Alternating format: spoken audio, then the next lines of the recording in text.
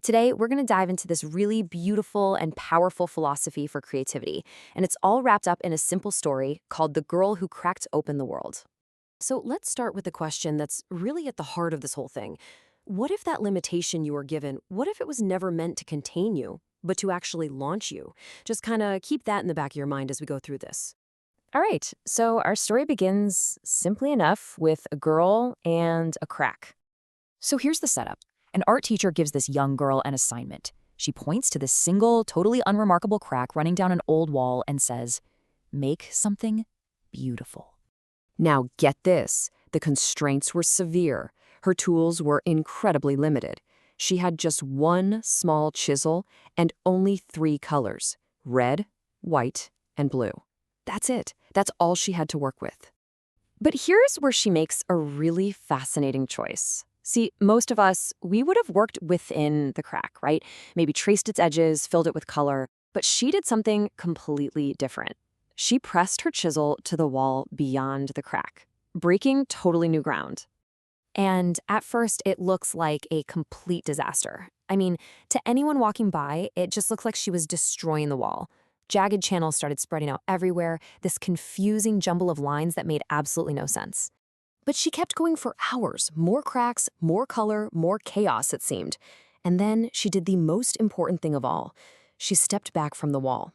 And in that one moment of distance, the entire surface just seemed to come alive. It kind of felt like it breathed. And there it was. What had looked like pure chaos was actually a masterpiece in the making. A massive, majestic fish filled the entire wall. You see, the cracks themselves weren't flaws at all. They were its scales. The mess was always the masterpiece. So this isn't just a great story, it's a philosophy. And it gives us 5 really powerful principles for turning our own limits into launch pads. Okay, so the first principle is this. Start with what you have, not where you think you're gonna stop. That crack in the wall, a tight budget, one single skill, it's not a cage. It's actually a gift that gets you moving. And you see this everywhere. Think about a startup founder with just $500 and a laptop. They don't just sit around and wait for a huge investment. Nope. They build something small, they learn super fast, and they let that simple little foundation crack open into something way, way bigger. Now, the second principle is one we forget all the time. The mess is part of the process. This is so important. Before that wall looked magnificent, it looked totally ruined. Every single breakthrough has a phase where it really looks like a breakdown. You have to learn to trust that messy middle. And here's a perfect historical example of that. Thomas Edison's legendary 1,000 failed attempts to create the light bulb.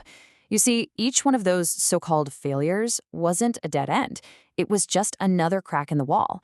And when you connect them all, well, all those cracks ultimately lit up the entire world. And this leads us to our third principle, which is a big one. Courage is the real skill. The girl didn't have the best tools, but what she did have was the courage to keep on going when her work looked like a complete mess, to risk looking foolish. That willingness to just push through the uncertainty, that's way more valuable than any technical skill. So our fourth principle is that connection creates meaning. Think about it. A single, isolated crack on that wall, it was meaningless. But when she put them all together, they formed an ocean teeming with life. The magic isn't in the individual pieces, it's in how you connect them. And of course, one of the most famous examples of this is Steve Jobs. He took what seemed like a useless calligraphy class in college. Years later, he connected that knowledge of aesthetics to computer engineering, and that's what gave the first Macintosh its beautiful, game-changing fonts. He connected the cracks. And that brings us to the final principle. Number 5, the bigger picture requires distance. The girl couldn't see the fish while she was right up against the wall, chiseling away. You have to step back from your work, whether it's a project, a problem, or even your whole career, to truly see the masterpiece you're creating. Now, what's really fascinating is that this isn't just some clever story. This pattern of turning cracks into cathedrals, it is absolutely everywhere you look. I mean, think about nature, where massive coral reefs are built particle by particle into these huge ecosystems. Or look at history with the Renaissance, right? Connecting art, science, and commerce created a whole new world.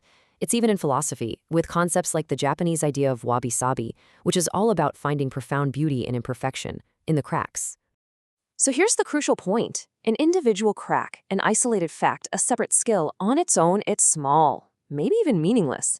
But when you connect them, those cracks become a masterpiece, those isolated facts become a civilization, and those separate skills become your unique contribution to the world.